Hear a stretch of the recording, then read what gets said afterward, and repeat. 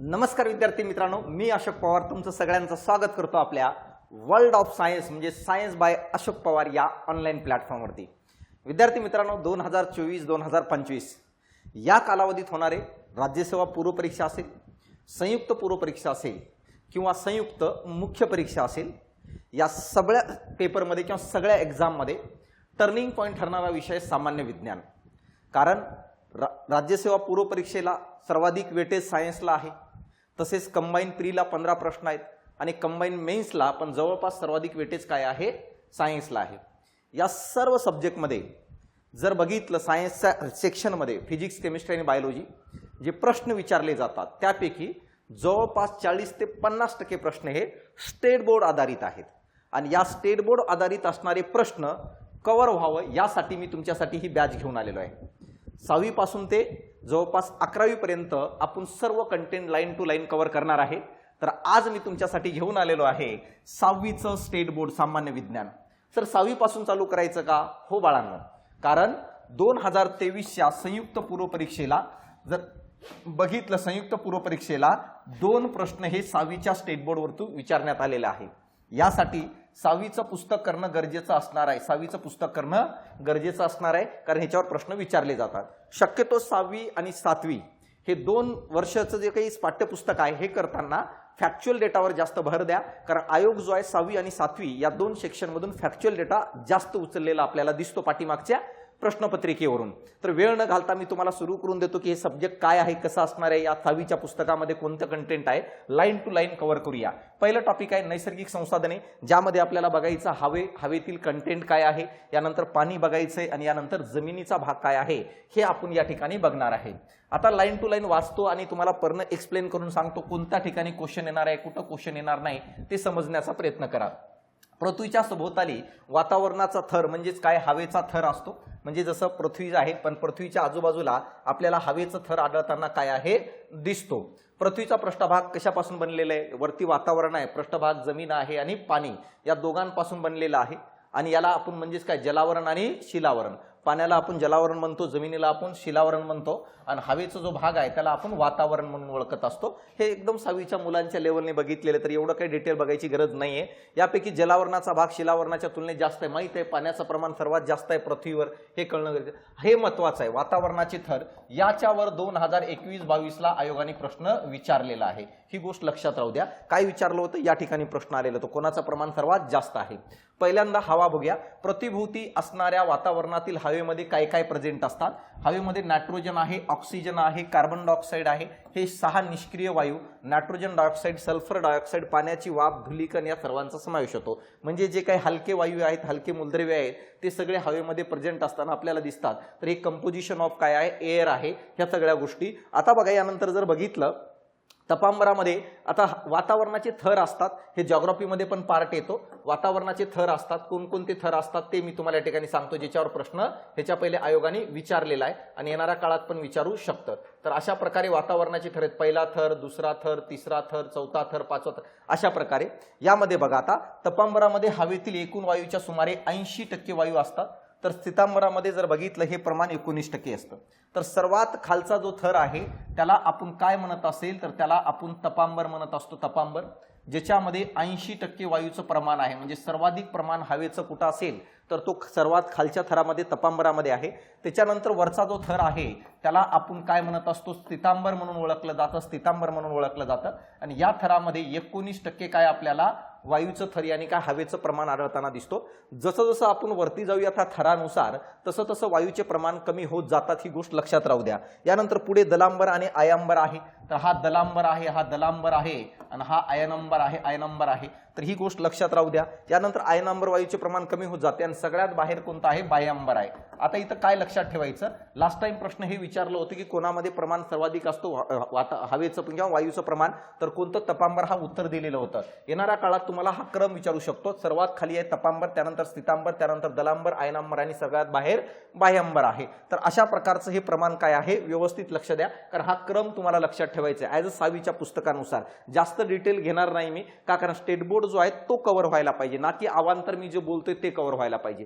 नाहीतर ते पुन्हा 6 थर घेणार, त्याला अर्धा तास लावणार, तसं नसायला पाहिजे. फक्त स्टेट बोर्ड डोळ्याकडून जायला पाहिजे. का? कारण जर स्टेट बोर्डवर क्वेश्चन रिफ्लेक्ट झाला तर तो आपलं मिस होता कामा नये. यानंतर बघा हवेतील वायूंचे उपयोग. आता जे काही हवेत वायू आहेत त्यांचा वापर डेली लाईफमध्ये किंवा वेगवेगळ्या घटकासाठी आपण करत असतो. तर या उपयोगावर पण प्रश्न विचारू शकतात. तर अशा प्रकारे मी IMP करून ठेवत जाईल, तेवढं पार्ट तुम्हाला लक्षात ठेवायचं आहे. नायट्रोजनचा वापर कुठं केला जातं? नायट्रोजन खूप महत्त्वाचं आहे. आपण जे प्रोटीन्स खातो ना ते नायट्रोजन पासूनच तयार होत असतात. आपलं DNA RNA हे सगळे नायट्रोजन पासूनच काय तयार होत असतात. आणखी काय केलं जातं बघा, सजीवांना आवश्यक प्रथिने मिळवण्याच्या मदत करतो. म्हणजे प्रोटीन जे आपल्याला मिळतात ते नायट्रोजन पासून मिळतात. अमोनिया निर्मितीमध्ये तसेच खाद्यपदार्थ हवाबंद ठेवण्यासाठी उपयोगी असतो.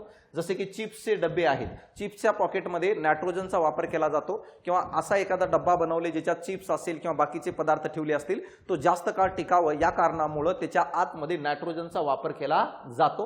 हे उपयोग आहे. तसेच काय म्हटलं मी तुम्हाला, नायट्रोजनचा वापर प्रथिने मिळवण्यासाठी, जे आपण डेली लाईफमध्ये प्रोटीन खातो तो नायट्रोजन पासून प्राप्त होतो. ऑक्सिजनचा वापर काय आहे? सगळ्यांना माहित आहे. श्वास घेतो, श्वास फेकतो. ऑक्सिजन आपल्यासाठी गरजेचं आहे. का? कारण की आपल्या शरीरात ऊर्जा तयार करण्यासाठी ऑक्सिजन गरजेचं आहे, ज्याला आपण शोषण म्हणत असतो. शोषणाचा अर्थ आहे अन्नापासून ऊर्जा तयार करणे, ज्याला रेस्पिरेशन म्हणतो इंग्रजीतून. आणि या कार्यासाठी ऑक्सिजनची गरज असते. तसेच काय आहे?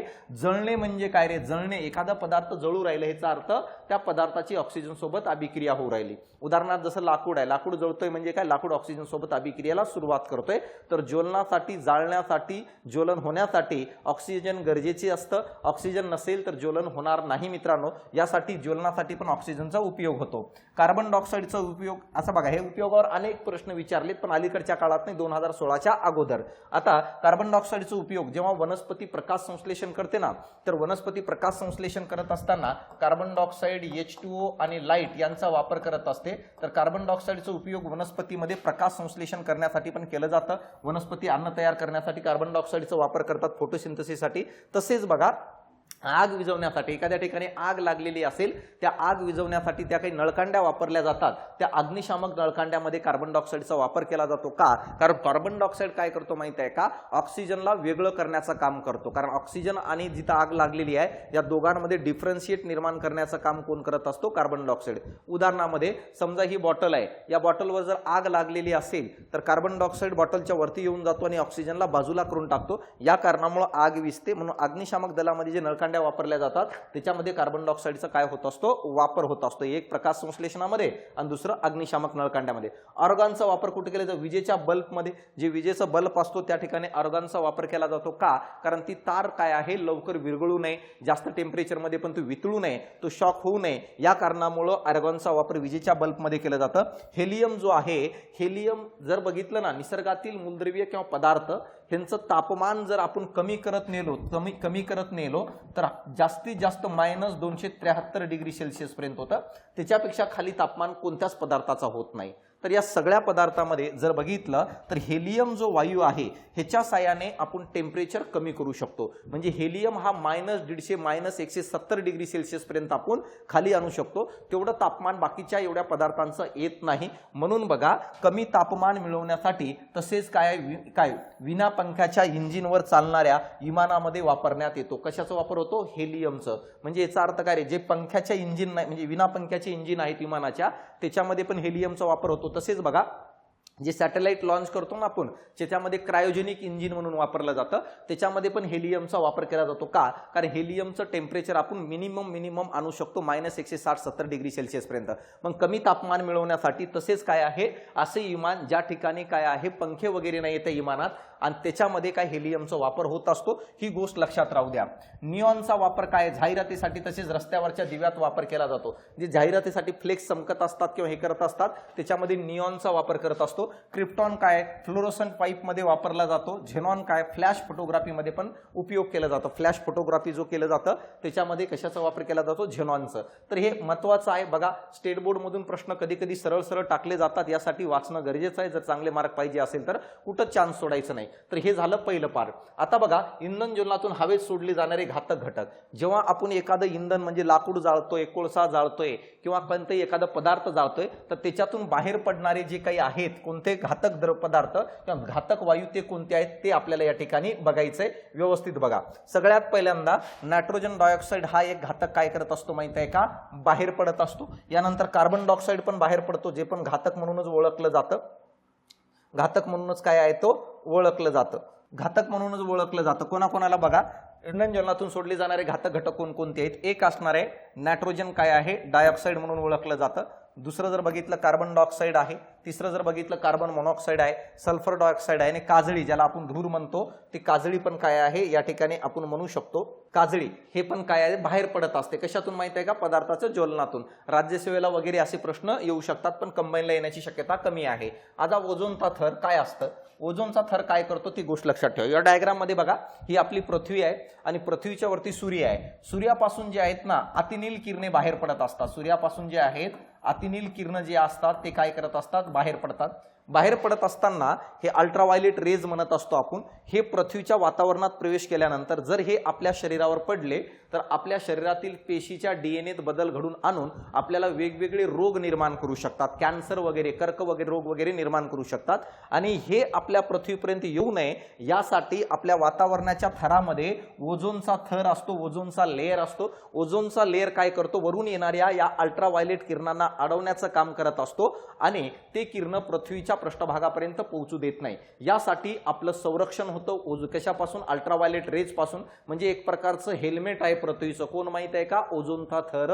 तो जर नष्ट झालं तर मित्रांनो माहित आहे का, पृथ्वीवर सजीवाच्या अस्तित्वाला धोका निर्माण होऊ शकतो. तर या ठिकाणी तेच दिले. वातावरणाच्या कोणत्या थरामध्ये आहे मित्रांनो माहिती आहे का, श्वेतांबर या थराच्या खालच्या भागात ओझोनचा थर असतो. थोड्या वेळाखाली बघितलं ना आपण, सगळ्यात खाली काय माहित आहे का, सगळ्यात खाली तपांबर आहे, तपांबर आहे, तपांबर आहे. वरती स्थितांबर आहे, स्थितांबर आहे. या दोघांच्या मध्यंतरी ओझोनचा थर असतो. म्हणजे स्थितांबराच्या खाली ओझोनचा थर असतो, जो वरतून येणाऱ्या अल्ट्राव्हायलेट रेजचं काय करत असतो माहित आहे का, अब्सॉर्प्शन करत असतं. आता बघा, ओझोनचं रेणुसूत्र O3 ने दाखवतो. O3 ने O2 नाही, O3 ने दाखवत असतो आपण. O3 हा त्याचं काय आहे, रेणुसूत्र, मॉलिक्युलर फॉर्म्युला आहे. ओझोन वायूचा सजीवांना जगण्यासाठी प्रत्यक्ष उपयोग नसला तरी, म्हणजे जसा ऑक्सिजनचा आपल्याला प्रत्यक्ष उपयोग होत असतो, आपण घेऊ राहिलो, वापर करू राहिलो, ओझोनचा प्रत्यक्ष आपल्याकडे उपयोग होत नसला तरी तो आपल्याला एक प्रकारे प्रोटेक्शन, एक प्रकारे संरक्षण देण्याचं काम करतो. खूप उंचीवर पृथ्वीभोवती ओझोनचा थर असणे सजीवासाठी फार महत्वाचे आहे. आणि जर हा थर नसला असतं तर आपल्या अस्तित्वाला प्रश्नचिन्ह निर्माण झाला असतं. मित्रांनो हे कन्फर्म आहे, हे 100% आहे. सूर्यापासून येणारी अतिनील किरणे सजीवासाठी हानिकारक असतात. आता ते सांगितलं.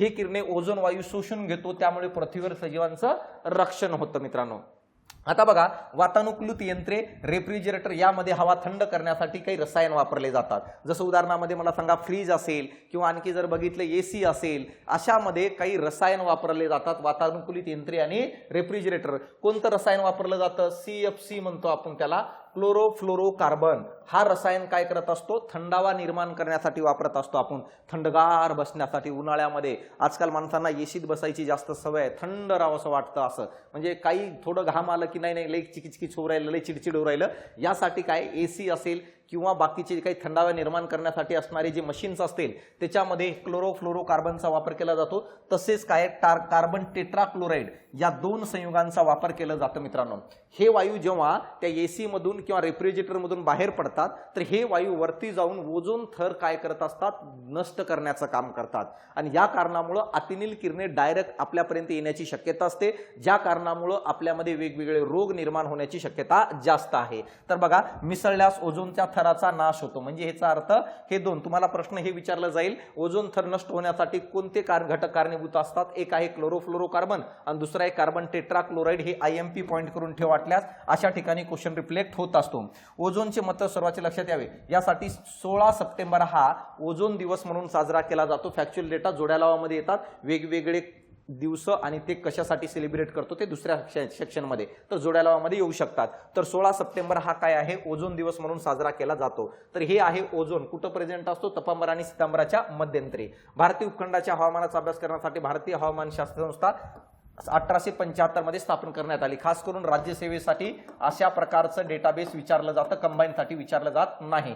भारतीय हवामान शास्त्राची स्थापना कधी झाली तर 1875 मध्ये. खास राज्यसेवेला ही संस्था हवामानाचे निरीक्षण करून हवामानविषयक अंदाज वर्तवते, आपल्याला सांगते कधी पाऊस येणार, कुठे येणार, किती प्रमाणात येणार, डेंजर झोन कुठं आहे, येलो झोन काय आहे, हे सगळं. याशिवाय हवामान बदलाविषयी संशोधन, प्रजनाचे अंदाज वर्तवणे, हे सगळं ही संस्था करत असते. कोणती? भारतीय हवामान शास्त्र संस्था. आणि कधी स्थापन झाली? 1875 ला. आता बघा सजीव सृष्टी, आपल्याला पुढचं टॉपिक आहे याच 6वीच्या पुस्तकामध्ये.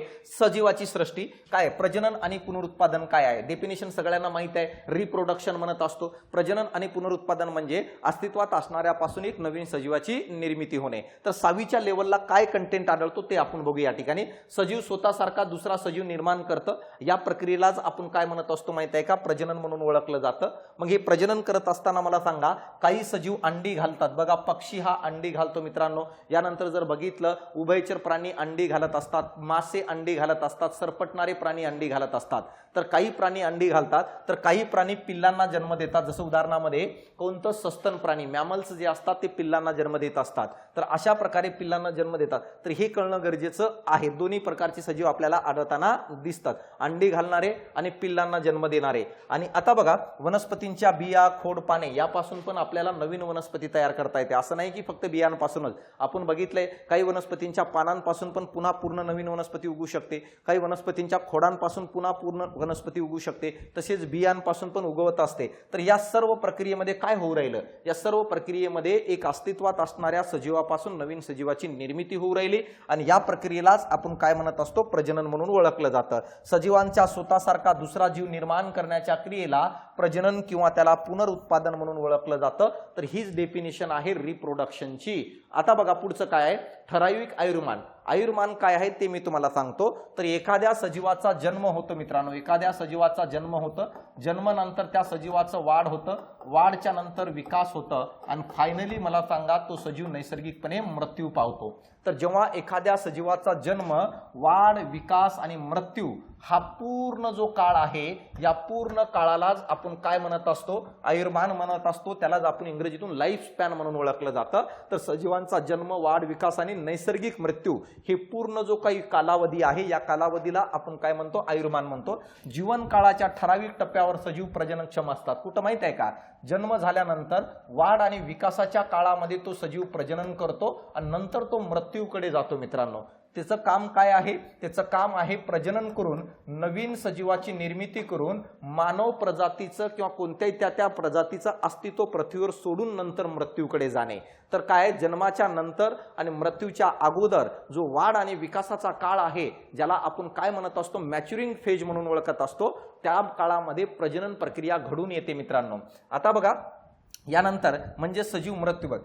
पुढे त्यांचे अवयव क्षीण होत जातात आणि कालांतराने जीवनकाल संपतो, म्हणजे त्या सजीवाचं मृत्यू होतं. यानंतर विविध प्राणी आणि वनस्पतींचे आयुर्मान म्हणजेच काय? जीवनकाल वेगवेगळे आहेत. बघा सगळ्यांचा हा जीवन कालावधी सारखा असेल ह्याची गॅरंटी नाहीये. काही मच्छर, काही डास मला सांगा विदिन काही आठवड्यामध्ये जन्म घेतात, वाढ विकास करतात, प्रजनन करतात आणि मरून जातात. मानव जर बघितलं जन्म घेतो, वाढ विकास करतो आणि मृत्यू पावतं. 60-70 वर्ष ॲव्हरेज आपलं काय आहे? लाईफ स्पॅन आहे मित्रांनो. वेगवेगळे प्राणी आहे, त्याच्यामध्ये घोडा आहे, क्लोरेला का जो 60 वर्ष जगत असतो. तर अप्रॉक्सिमेट तो आयुर्मान कालावधी आहे. तर या पूर्ण कालावधीमध्ये तो वाढ आणि विकासाच्या दरम्यान नवीन सजीवाची निर्मिती करतो. जसं कुत्रा या प्राण्यामध्ये जर आपण बघितलं तर कुत्र्याचं आयुष्यकाळ किती आहे? 12 ते 18 वर्ष असतं.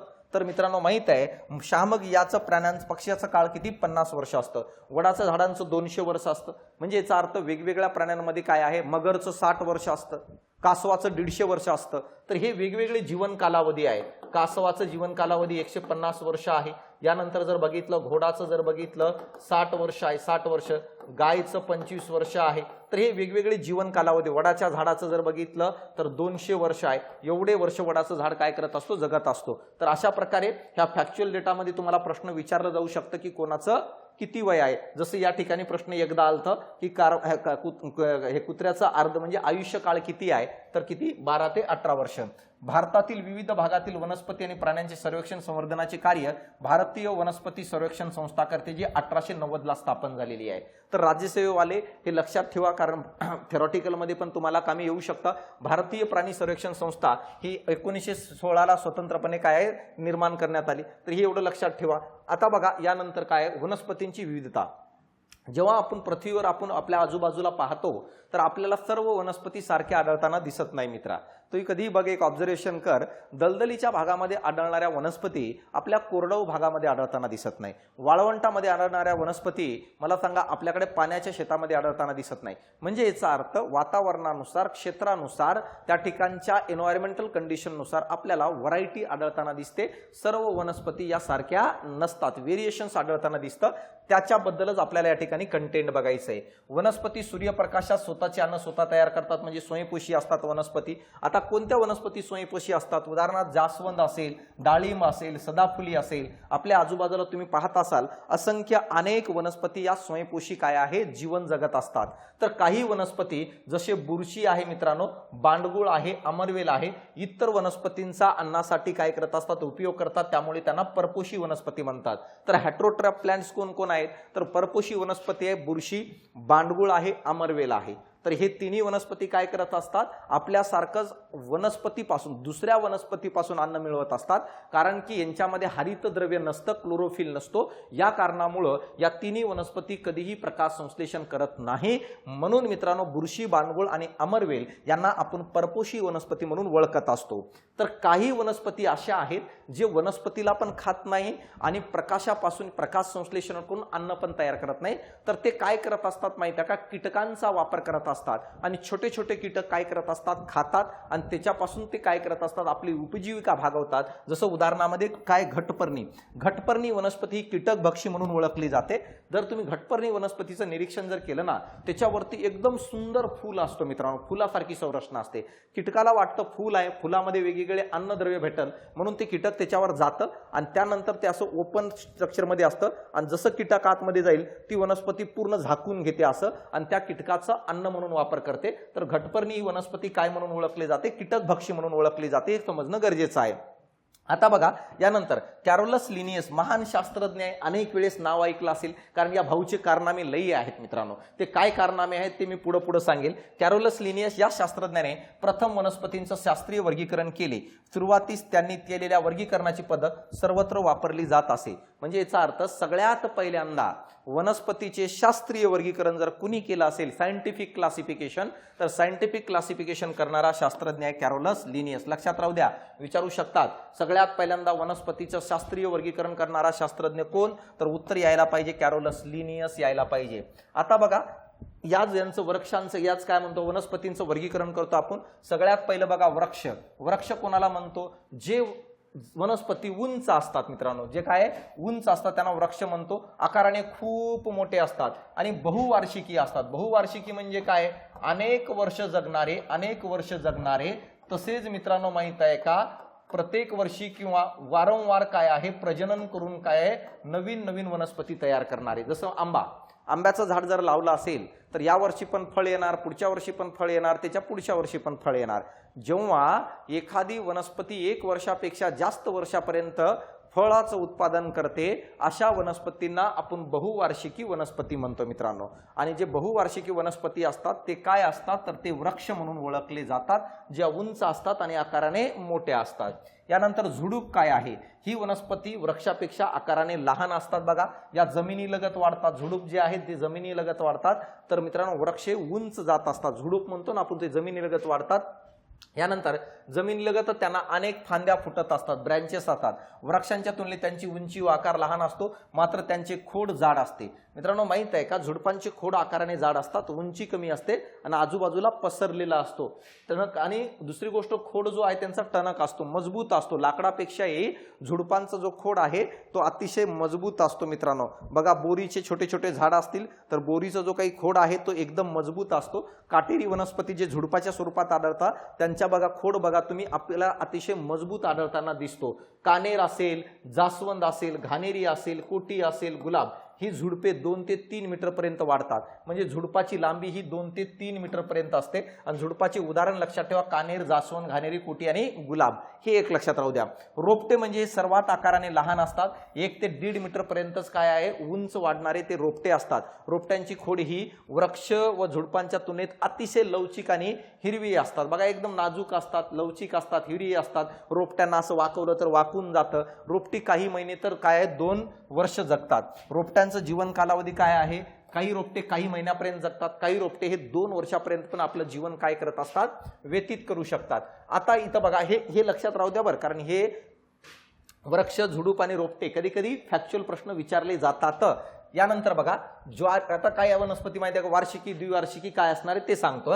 ज्वारी, सूर्यफूल यासारख्या वनस्पतींचं जीवनचक्र 1 वर्षात असतं. बघा, तुम्ही ज्वारी घ्या, मका घ्या, बाजरी घ्या, गहू घ्या, तांदूळ घ्या, हे जे वनस्पती आहे ना, ह्यांचं जीवनचक्र 1 वर्ष असतं. एकदा येणार, त्याच्यावर पीक येणार, तो पीक काढून घेतलं की डबल त्याच्यावर पीक येत नाही. तर अशा वनस्पतींना आपण काय म्हणत असतो, तर वार्षिकी वनस्पती म्हणतात रे. म्हणजे ज्यांचं जीवनचक्र 1 वर्ष आहे आणि एकदाच पीक येतो. आता बघा, काही वनस्पती जसं गाजर आहे, बीट आहे, यासारख्या वनस्पतींचं जीवनकाल पूर्ण होण्यास 2 वर्ष लागतं मित्रांनो.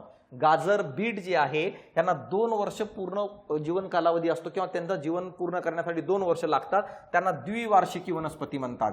आणखी एक गोष्ट सांगतो, खासियत, जी द्विवार्षिकी वनस्पती असते ना, ती जीवन तर जगते 2 वर्ष, पण मित्रांनो माहित आहे का, त्यांच्यामध्ये फळ हा एकदाच लागत असतो. जसं उदाहरणामध्ये मला सांगा, गाजर आहे, असं थोडी आहे की यावर्षी गाजर लावली, काढून घेतली, पुन्हा गाजर पुढच्या वर्षी निर्माण झाली. नाही, गाजर एकदाच फळ निर्माण करते आणि तोच फळ 2 वर्षापर्यंत तिथं राहू शकतो, असं ह्याचं मिनिंग आहे. यानंतर बघा, दुसरं काय, बीटचं पण सेम तसंच आहे.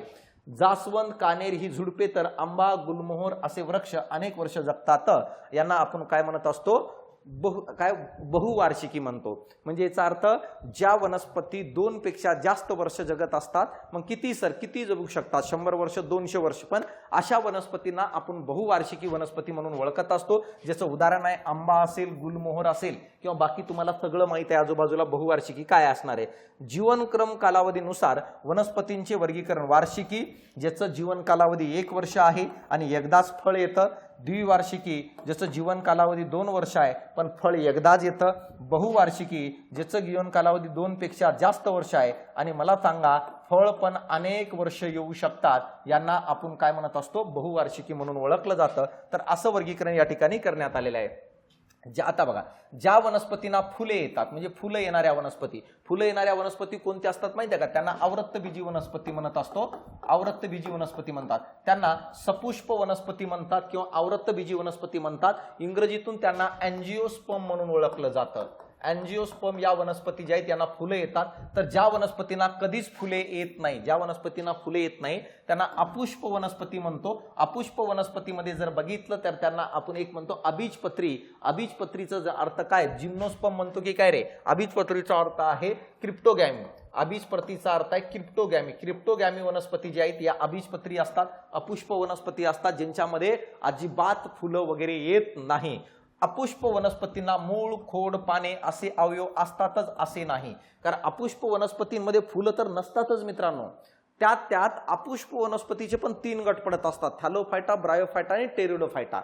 त्याच्यापैकी थॅलो आणि ब्रायोफायटाला मूळ, खोड, पाने नसतात मित्रा, तर टेरिडोफायटालाच फक्त मूळ, खोड, पाने असतात. म्हणून अपुष्प वनस्पतीतील 3 गट जे आहेत, हे अपुष्प वनस्पतीतील ते 3 गट आहेत, त्याच्यापैकी 2 गटात मूळ, खोड, पानं नसतात, तर 1 गट आहे टेरिडोफायटा, त्याच्यामध्येच मूळ, खोड, पानं असतात. म्हणून इथं लिहिलेलं आहे अपुष्प वनस्पतीमध्ये मूळ, खोड, पाने असे अवयव असतातच असे नाही, कारण काहींमध्ये असतात तर काहींमध्ये नसतात. जगात सर्वात मोठे फूल इंडोनेशियामध्ये आढळते. कोणतं? रॉप्लेसिया अर्नोल्डी. रॉप्लेसिया अर्नोल्डी नावाचा फूल हा जगातील सर्वात मोठा फूल आहे. या वनस्पतींचा फुलांचा व्यास सुमारे 1 मीटर आहे भाऊ. म्हणजे या फुलावर बसून समुद्रात पण काय करू शकतो, जाऊ शकतो आणि येऊ शकतो. फक्त सुनामी नको यायला पाहिजे, नाहीतर काय फुलासोबत पण काय, फुलासोबत तू वाहिलं जाशील. लोक फुलं व्हायला येतील हे पण वेळ येणार नाही. तर अशा प्रकारे बघा 1 मीटर असतं. या उलट जगातील सर्वात लहान फुल कोणाचं आहे माहित आहे का? वोल्फिया या वनस्पतीचं जगातील सर्वात लहान फुल आहे आणि ही वनस्पती सर्वात लहान आहे. फुलं येणारी सर्वात लहान वनस्पती वोल्फिया आहे आणि त्याचं फुल सर्वात लहान आहे. आणि मित्रांनो माहित आहे का, ह्याच्यावर आयोगाने प्रश्न ऑलरेडी एकदा विचारलेला आहे. काय विचारलं होतं सर? अवरक्तबीजी वनस्पती अँजिओस्पर्म प्लांट यानी काय फुलं येणाऱ्या वनस्पतीमध्ये सर्वात लहान वनस्पती कोणती, असा प्रश्न आयोगाने विचारलेला होता, ज्याचं उत्तर वोल्फिया दिलेलं होतं. म्हणून मी म्हणतो की स्टेट बोर्ड महत्वाचा आहे. त्याचा व्यास 0.5 मिलीमीटर एवढंच असणार आहे.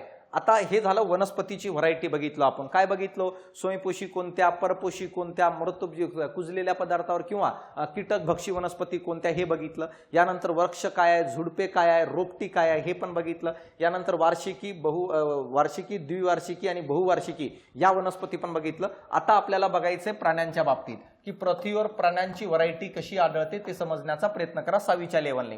पाठीचा कणा असलेल्या व नसलेल्या या प्राण्यांच्या पृष्ठवंशीय आणि अपृष्ठवंशीय असे 2 गट पडतात. मित्रांनो माहित आहे का, पाठीचा कणा जर असतो तर त्यांना पृष्ठवंशीय आणि पाठीचा कणा जर नसेल तर त्यांना अपृष्ठवंशीय, ज्याला आपण काय म्हणत असतो? नोटोकॉर्ड. नोटोकॉर्ड पाठीचा कणा म्हणजे काय असतो माहित आहे का? जसं एखाद्या इमारतीची निर्मिती करताना पिलर बांधलेला असतो आणि पिलर मजबूत राहावं म्हणून पिलरच्या आतमध्ये लोखंडाचे रॉड असतात. सेम त्याच प्रकारे आपल्या शरीराच्या म्हणजे प्राण्यांच्या शरीराच्या आतमध्ये एक काय आहे? मोठं लोखंडाचा रॉड असतो. मोठं लोखंडाचा रॉड असतो आणि त्या रॉडलाच आपण काय म्हणत असतो? पाठीचा कणा, ज्याच्या साहाय्याने त्या प्राण्याला एक प्रकारचा आधार मिळतो. परंतु हा पाठीचा कणा काही प्राण्यांमध्ये प्रेझेंट असतो तर काही प्राण्यांमध्ये ॲब्सेंट असतो. ज्या प्राण्यांमध्ये हा प्रेझेंट असतो त्याला म्हणतात पृष्ठवंशीय प्राणी आणि ज्या प्राण्यांमध्ये हा ॲब्सेंट असतो त्याला आपण काय म्हणत असतो? अपृष्ठवंशीय प्राणी. अपृष्ठवंशीय प्राणी आणि पृष्ठवंशीय प्राणी हे 2 गट पडत असतात, कॉर्डेट आणि नॉन कॉर्डेट. उदाहरणामध्ये बघा, साप असेल, मानव असेल, पक्षी, मासा, कांगारू हे काय आहेत माहितीये का? विकसित प्राणी आहेत आणि ह्यांच्यामध्ये तशा प्रकारचा रॉड प्रेझेंट आहे ज्याला पृष्ठरज्जू म्हणतो, ज्याला नोटोकॉर्ड म्हणत असतो. ह्यांच्यामध्ये काय पृष्ठवंशीय प्राणी म्हणून ओळखले जातात. हे का? कारण हे विकसित आहेत, ह्यांच्यामध्ये तो आधारासाठी घटक प्रेझेंट असतो. कोण कोण? साप, मानव, पक्षी हे पृष्ठवंशीय प्राणी आहेत. गोगलगाय असेल, झुरळ असेल, गांडूळ असेल, कीटक असतील, क्लोरेला ऑक्टोपस असेल, स्क्विड असेल, त्यानंतर स्पॉन्जेस असतील, असे सगळं प्राण्यांमध्ये पाठीचा कणा नसतो. या कारणामुळे यांना अपृष्ठवंशीय प्राणी म्हणून ओळखले जातात हे 2 गट. आता बघा, हे झालं पाठीचा कणा प्रेझेंट आहे की ॲब्सेंट आहे. यानंतर बघा प्रजनन कसं करतं. यानुसार ह्याचे 2 प्रकार पडत असतात. एक बघा, प्रजनन प्रकारानुसार प्राण्यांचे अंडज आणि जरायुज प्राणी असे 2 प्रकार पडत असतात. अंडज म्हणजे अंडी घालणारे. अंडी घालणाऱ्याला इंग्लिश मधून म्हणतात ओव्हीपॅरस आणि पिल्लांना जन्म देणाऱ्यांना म्हणत असतो आपण विव्हीपॅरस. म्हणजे याचा अर्थ प्राण्यांचे पुन्हा 2 गटवत वर्गीकरण, अंडी घालणारे आणि पिल्लांना जन्म देणारे.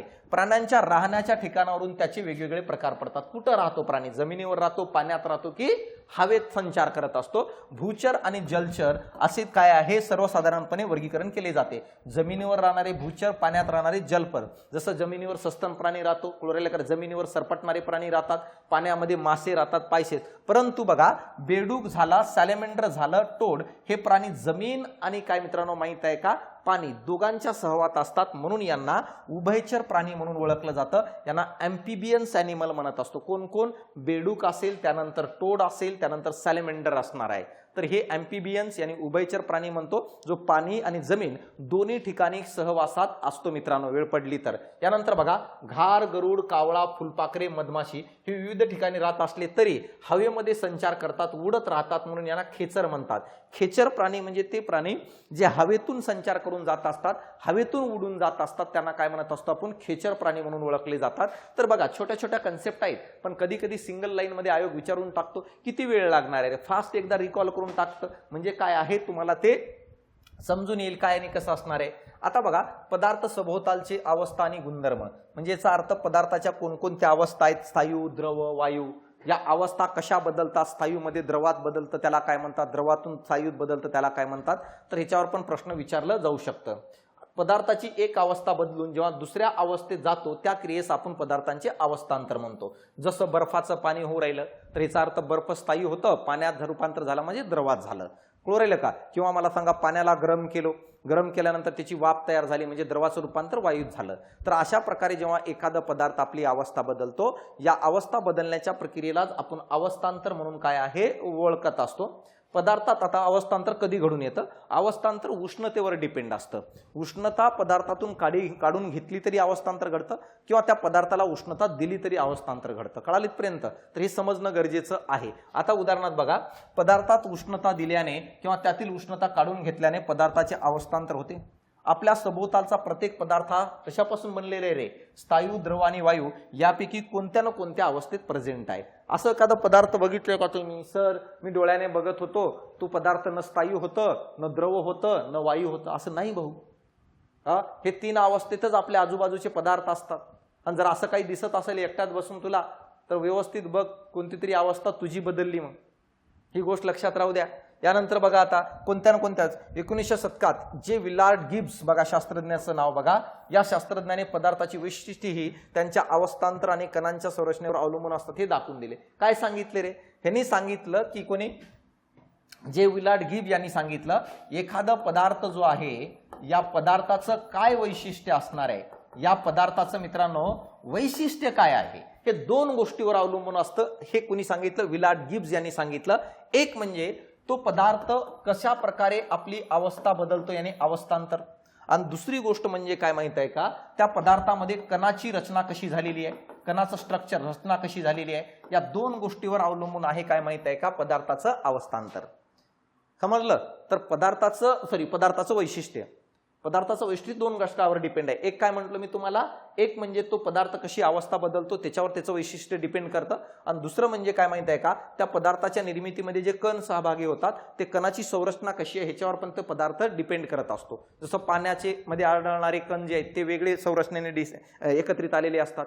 स्थायू पदार्थामध्ये वेगळे, द्रवामध्ये वेगळं, वायूमध्ये वेगळं. स्थायूमध्ये कण एकदम जवळ असतात, स्थायूमध्ये कण एकदम जवळ असतात, द्रवामध्ये थोडे दूर असतात, आणि वायूमध्ये सर्वात दूर असतात. तर कणांच्या रचनेवरून झालं नाही स्थायू, द्रव, वायू मित्रा. समजलं? आणि ते कसे? जसं उदाहरणामध्ये स्थायूला उष्णता दिली द्रवात रूपांतर, द्रवाला उष्णता दिली वायूत रूपांतर. तर अवस्थांतरावर पण डिपेंड करणार आहे. तर 2 गोष्टीवर एखाद्या पदार्थाचे वैशिष्ट्य डिपेंड करत असतात. इथं बघा आता अवस्थांतर काय असणार आहे. हा स्थायू पदार्थ आहे मित्रांनो. माहित आहे का, जेव्हा स्थायूला उष्णता दिली जाते, तेव्हा द्रवात रूपांतर होतं. उदाहरणामध्ये बघा, बर्फ आहे, बर्फाला उष्णता दिली, कोरेल का, तर द्रवात आणि पाण्यात रूपांतर झालं. पाण्याला पुन्हा उष्णता दिली आणि द्रवाला पुन्हा उष्णता दिली तर वायूत रूपांतर झालं, वाफ तयार होती की नाही पाण्याची. तर अशा प्रकारे स्थायू पदार्थाला उष्णता दिली असता द्रवात रूपांतर होतं, द्रवाला उष्णता दिली असता वायूत रूपांतर होते आणि अवस्थांतर होतं. उदाहरण, स्थायू असणाऱ्या बर्फाला उष्णता दिली तर द्रव असणारा पाणी तयार होतो, द्रव असणारा पाण्याला उष्णता दिली तर काय आहे, वायू असणाऱ्या वाफेत रूपांतर होतं. आता बघा, जर समजा इथं प्रत्येक वेळेस उष्णता देऊ राहिलो आणि तापमान काय करू राहिलो, वाढू राहिलो मित्रांनो, प्रत्येक ठिकाणी तापमान वाढू राहिलो. आता रिव्हर्स घेऊ आपण. रिव्हर्स कसं घेणार, वायूला जर द्रवात रूपांतर करायचं असेल, थंड केले जाते, तर या ठिकाणी तापमान कमी करावं लागेल. तापमान कमी, जेव्हा आपण वायू पदार्थाचं तापमान कमी करत जातो तेव्हा त्या वायूचं रूपांतर द्रवात होतं, आणि द्रवाचं तापमान पुन्हा जर कमी करत गेलो तर मित्रांनो माहित आहे का, पुन्हा तापमान द्रवाचं कमी करत गेलो तर त्याचं रूपांतर स्थायीत होतं. जसं उदाहरणामध्ये वाफ आहे, या ठिकाणी वाफेचं तापमान कमी करत गेलो तर पाणी तयार होईल, आणि पाण्याचं तापमान कमी करत गेलो तर पुन्हा बर्फ तयार होईल. तर अशा प्रकारे काय माहित आहे का, उष्णता दिली आणि किंवा उष्णता काढून घेतली, दोन्ही ह्याच्यामध्ये काय आपल्याला अवस्थांतर घडताना या ठिकाणी दिसतोय. अपेक्षा करतो की तुम्हाला कन्सेप्ट क्लिअर झाली असेल काय असणार. जसं काही उदाहरण आहेत बघा, उकळलेलं पाणी किती डिग्री सेल्सिअसला पाणी विकळतो, 100 डिग्री सेल्सिअसला. गोठणारे पाणी एकदम बर्फात रूपांतर कधी होतं, गोठून कधी जातं पाणी, 0 डिग्री सेल्सिअसला. तर अशा प्रकारे बघा, 100 डिग्री सेल्सिअसला आपण काय म्हणत असतो, उत्कलन बिंदू, आणि 0 डिग्री सेल्सिअसला आपण म्हणत असतो गोठण बिंदू. हे प्रश्न विचारू शकतात, हे लक्षात राहू द्या, IMP करून ठेवा. असे प्रश्न तुम्हाला कव्हर करायचे. यानंतर हवा, जेव्हा हिवाळ्याच्या रात्रीच्या वेळी हवेचं तापमान किती असतं, 15 डिग्री सेल्सिअस पेक्षा काय मित्रांनो माहित आहे का, थोडं जास्त, म्हणजे 15 डिग्री सेल्सिअसच्या जवळपास असतं. आता बघा यानंतर जर बघितलं उन्हाळ्यात किती तर 35 डिग्री सेल्सिअस असणार आहे. फ्रीज मधील तापमान 5 डिग्री सेल्सिअस पेक्षा काही असतो कमी असतो 5 डिग्री सेल्सिअसच्या जवळपास म्हणू शकतो.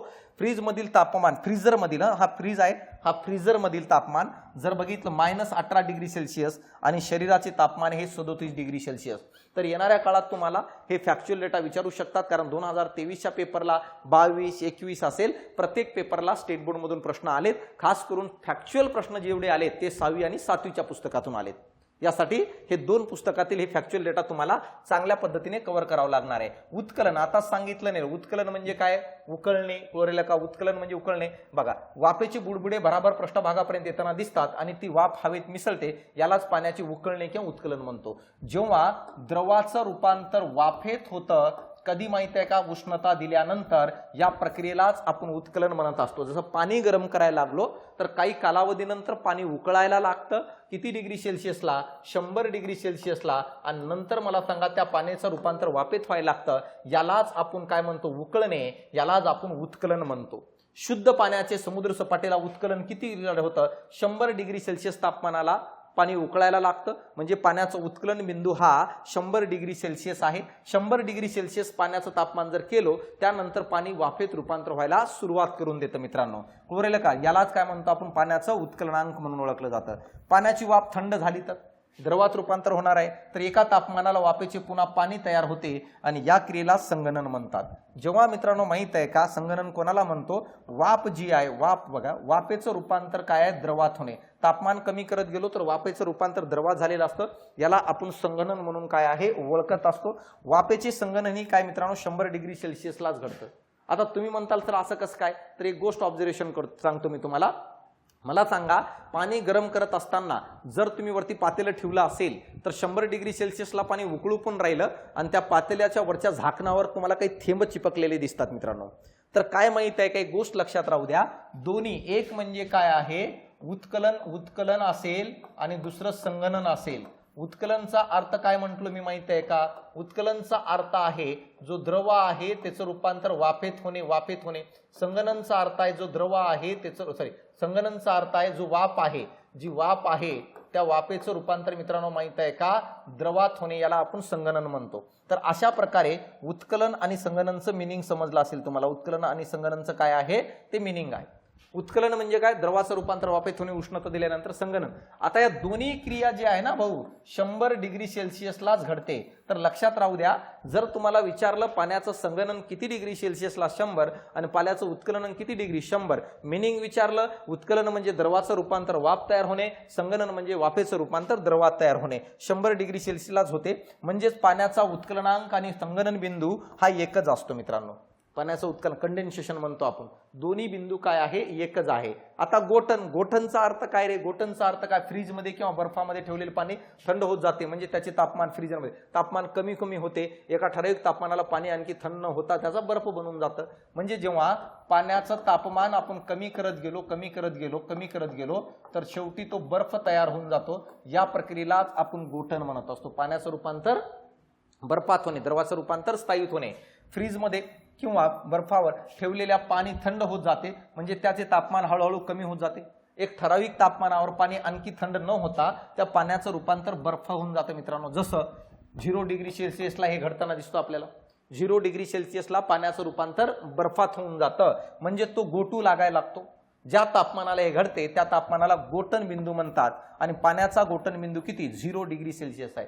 0 डिग्री सेल्सिअसला मला सांगा पाणी गोठतोचा अर्थ आहे पाण्याचं रूपांतर बर्फात होऊन जातं मित्रांनो. पाण्याचं रूपांतर बर्फात होऊन जातं.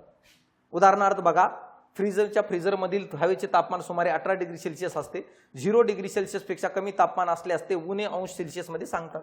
निगेटिव्ह 0 पेक्षा कमी असेल तर. पण एवढं लक्षात ठेवा की गोठण बिंदू हे 0 डिग्री सेल्सिअस आहे. इथं पण तोच आहे बघा. उत्कलन आहे, उलयन आहे, त्यानंतर संगणन आहे आणि गोठण आहे. काय असणार आहे? पदार्थाला उष्णता मिळत असताना काय होईल? वितळायला सुरुवात करेल. सुरुवातीला उष्णता दिलो की आणि नंतर मला सांगा काय करेल? उकळायला सुरुवात होईल. असं आहे. समजलं? आता वितळल्यानंतर मला सांगा काय होईल रे? या ठिकाणी व्यवस्थित लक्ष द्या. संगणन गोठण काय असणार आहे? ही खालची अभिक्रिया इथं पण लक्षात घ्या. आता उत्कलन काय होईल? सगळ्यात पहिलं आता बघा स्थायू आहे. स्थायू विलयन म्हणजे स्थायूचं रूपांतर द्रवात आणि उत्कलन म्हणजे द्रवाचं रूपांतर वायूत मित्रांनो. अशा प्रकारे विलयन म्हणजे स्थायूचं रूपांतर द्रवात आणि उत्कलन म्हणजे द्रवाचं रूपांतर वायूत. आता बघा, वायूचं रूपांतर द्रवात होणे याला म्हणतो आपण गोठण. थोड्या वेळा खाली बघितलं ना किती डिग्री. आणि नंतर बघा, वायूचं रूपांतर काय आहे, द्रवात होणे. आणि द्रवाचं रूपांतर स्थायीत होणे याला आपण म्हणतो संगणन. जसं पाण्याचं रूपांतर बर्फात किंवा वाफेचं रूपांतर बर्फात म्हणतो आपण. उष्णता कमी होत गेल्यास तर ही क्रिया घडताना आपल्याला दिसते. बर्फाला उष्णता मिळाली की तो वितळू लागतो. बर्फ काय, त्याला उष्णता द्या, हळूहळू तो काय करायला लागेल माहिती आहे का, वितळायला काय करतो, सुरुवात करतो, वितळू लागतो. म्हणजे त्याचे पुन्हा द्रवात रूपांतर होते, यालाच विलयन म्हणतात. आता बघा, बर्फ जो आहे, बर्फाचं रूपांतर कळलं का, पाण्यात होणे, याने काय होणे माहिती आहे का, द्रवात होणे, पाण्यात होणे, यालाच आपण काय म्हणत असतो, विलयन. विलयनसाठी मला सांगा उष्णता द्यावी लागली. बर्फाला उष्णता दिली, बर्फाचं पाण्यात रूपांतर झालं, याला विलयन म्हणतात. किती डिग्री सेल्सिअसला होतं, बर्फाचे विलयन 0 डिग्री सेल्सिअसला होते. म्हणजेच पाण्याचे गोठण बिंदू आणि विलयन बिंदू दोन्ही काय एकच आहे. बघा, तिथं उत्कलन बिंदू आणि मित्रांनो माहित आहे का, आणखी एक सांगितलं होतं, एक उत्कलन बिंदू आणि दुसरं काय, जर बघितलं 100 डिग्री सेल्सिअसला कोणकोणतं, संगणन बिंदू. उत्कलन आणि संगणन बिंदू कितीला, 100 डिग्री सेल्सिअसला. आणि या ठिकाणी बघा, गोठण बिंदू आणि विलयन बिंदू एकच असणार आहे. गोठण बिंदू आणि विलयन बिंदू एकच असतो, किती, 0 डिग्री सेल्सिअसला. ही गोष्ट लक्षात द्या. प्रत्येक पदार्थाचा विशिष्ट उत्कलन बिंदू असतो, तोच त्याचा संगणन बिंदूही असतो. म्हणजे याचा अर्थ उत्कलन बिंदू आणि संगणन बिंदू बोथ आर काय आहे, सेम आहे संगणन बिंदू. आणि पाण्याचं हे किती आहे, 100 डिग्री सेल्सिअस. पाण्याचं 100 डिग्री सेल्सिअस आहे. कोणतं, उत्कलन आणि संगणन बिंदू. आणि उत्कलनचं मिनिंग पण सांगितले, संगणनचं पण सांगितलं. प्रत्येक पदार्थाचा विशिष्ट गोठण बिंदू असतो, तोच त्याचा विलयन बिंदू असतो. तर गोठण बिंदू आणि विलयन बिंदू बोथ आर सेम असतं. आणि पाण्याचं किती असतो, तर 0 डिग्री सेल्सिअस असतं. स्थायूरूप पदार्थाचे द्रवात रूपांतर नाही, थोट वायूत होणे, यालाच आपण काय म्हणत असतो, संप्लवन म्हणतो, सब्लिमेशन. त्याला इंग्रजीतून म्हणतात सब्लिमेशन. संप्लवनचा अर्थ कळाला का, सॉलिड जो आहे त्या सॉलिडचं रूपांतर द्रवात न होता डायरेक्ट वायूत होणे. उदाहरणार्थ कापूर बघा, कापूरला जाळल्यानंतर डांबर गोळी बघा, डायरेक्ट स्थायूचं रूपांतर काय आहे, वायूत होते. याला संप्लवन किंवा याला काय म्हणत असतो आपण, या घटकाला आपण काय म्हणत असतो मित्रांनो माहिती आहे का, सब्लिमेशन म्हणत असतात. पदार्थाची निर्मिती. आता ह्याच्यावर प्रश्न आयोगाने विचारलं होतं भाऊ, इकडे लक्ष द्या. 2023चा प्रश्न याच्यावर आहे, कंबाईन. म्हणून मी म्हंटलो की कोणत्याही कंटेंटला कमी जास्त लेखायचं नाही, पास व्हायचं असेल तर. काय, रबर हे नैसर्गिक वायू व कृत्रिम, नैसर्गिक व कृत्रिम दोन्ही प्रकारचे असतात. नैसर्गिक रबर हे रबराच्या झाडाच्या चिकापासून मिळतात. चिक निघतो झाडाचं, त्याच्यापासून रबर तयार करत असतो. या चिकाला लॅटेक्स असे म्हणतात. रबराला विशिष्ट गंध व पांढरा रंग असतो, स्मेल करतं रबर. वल्कनायझेशन प्रक्रिया का केली जाते, रबराला मजबूती आणण्यासाठी. कारण नैसर्गिक भेटणारा रबर मजबूत नसतो, तुटून जातो लवकर. आणि त्या रबराला मजबूती भेटावी म्हणून एक प्रक्रिया घडून आणली जाते, वल्कनायझेशन. कसा शोध लागलो तर माहिती आहे का, शास्त्रज्ञ असंच बसलेलं होतं, अचानक काय आहे, रबरावर उष्णता पडली आणि गंधक पडला, सल्फर. नंतर बघतो तो रबर एकदम टणक झालं. त्याच्यानंतर त्याने अभिक्रिया केली आणि जगाला सांगितलं, जर या रबर नावाच्या वनस्पतीच्या चिकाला जर उष्णता दिली आणि त्याच्यात गंधक मिक्स केलो तर तो एकदम कडक आणि टणक बनतो. त्यानंतर मला सांगा, दळणवळणची उत्क्रांती घडली, यानी काय, टायर वगैरे तयार व्हायला लागले. तरी काय वल्कनायझेशन प्रक्रिया, या पद्धतीमध्ये रबर गंधकाबरोबर 3-4 तास तापवले जाते. त्यानंतर बघा, रबराला कठीणपणा आणण्यासाठी त्यामध्ये गंधक मिसळले जातात, कठीणपणा आणण्यासाठी. आणि हाच प्रश्न आयोगाने विचारलं होतं, रबराला कठीणपणा आणण्यासाठी कोणाचा वापर होतो, तर उत्तर काय दिलेलं होतं, गंधक. कधीचा प्रश्न आहे, कंबाईन. मित्रांनो माहित आहे का, प्रिला 2023चा पेपर प्रश्न, लक्षात राहू द्या. तर हे विचारू. आता बघा, चार्ल्स गुडियरच्या हातून रबर, बघे हे तो कार्यकर्ता जे चुकून काय आहे, शोध लावलं होतं त्याने.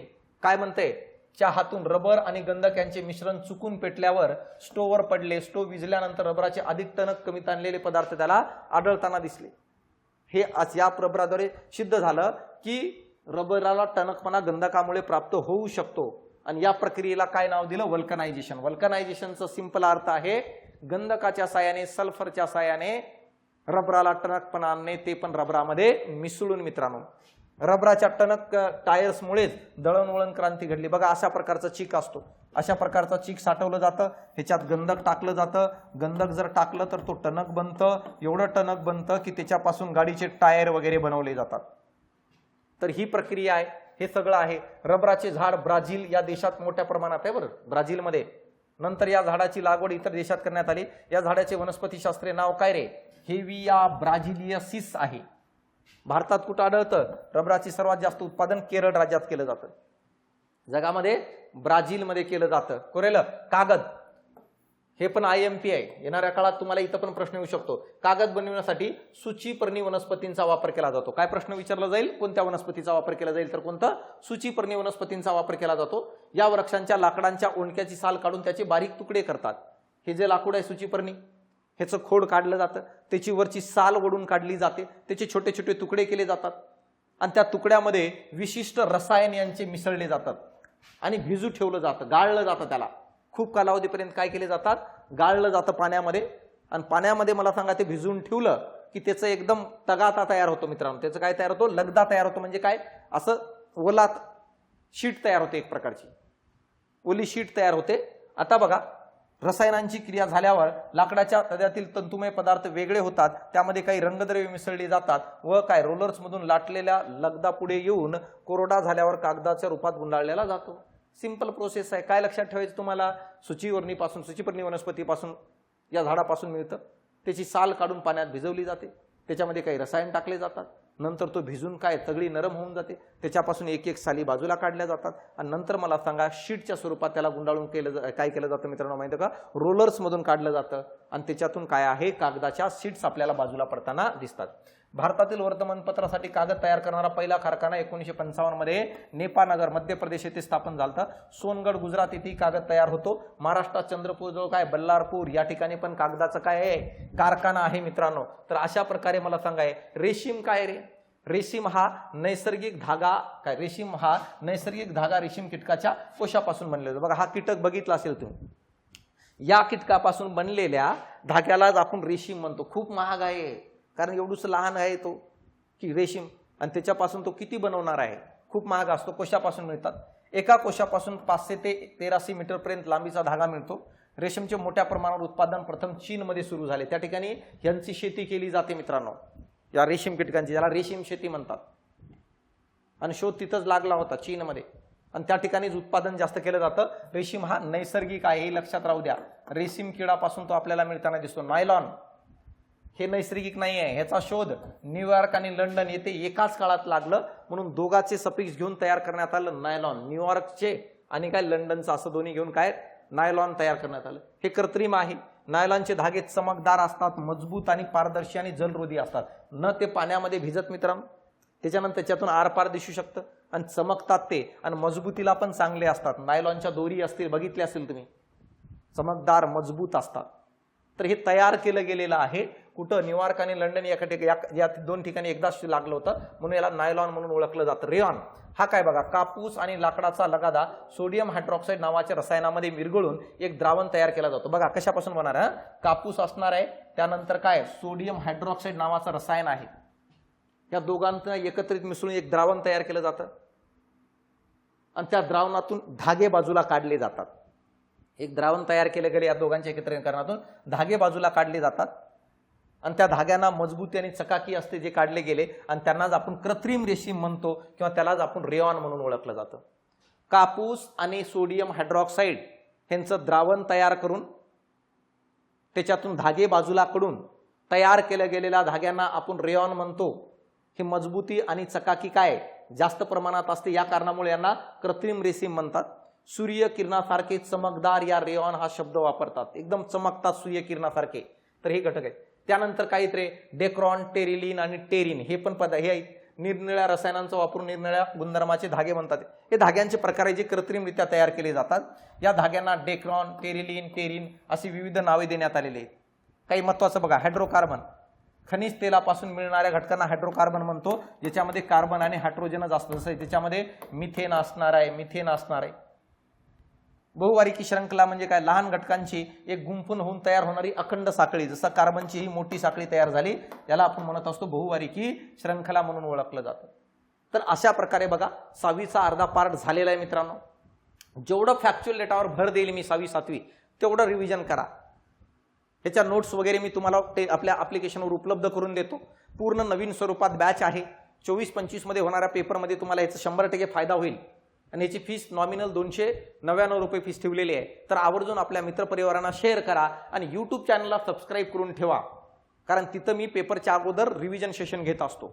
तर चालतं विद्यार्थी मित्रांनो, थांबतो मी या ठिकाणी. भेटू आपण पुढच्या लेक्चरला. धन्यवाद.